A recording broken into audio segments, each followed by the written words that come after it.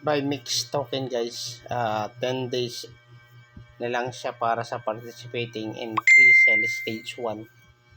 So baka next to CHC token o masigit pa. So pre-sale siya 60,000, so listing niya is 120, so almost 4 million to kapag mag-listing na siya. Okay, so buy ka na. Need mo ng then nag-deposit ako USDT 200. So may 240 ako guys. Kailangan mo ng USDT, tapos may BNB balance ka para may pang-P ka using MetaMask. So buy tayo guys, nasa baba yung link. Ayan, so pakita ko sa inyo. Ayan, nag-buy na ako ng 50. Grabe, 0.0083. So yung MEXT MEX isa 0.000166.7. So yan yung niya, yung price. Okay, sa pre-sale niya 60,000. So pag listing niya 120,000 na.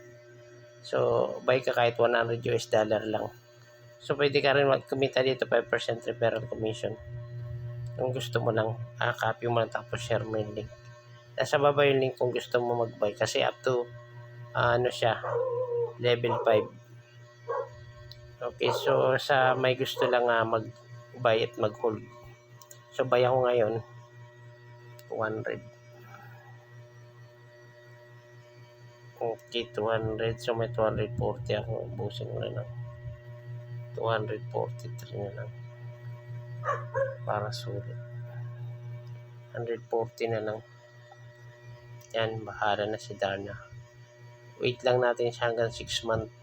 Ay tayo. Siguradong magdo-double to.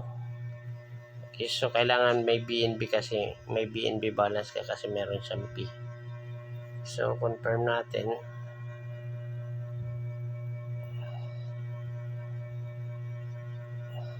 Okay, maganda project to guys.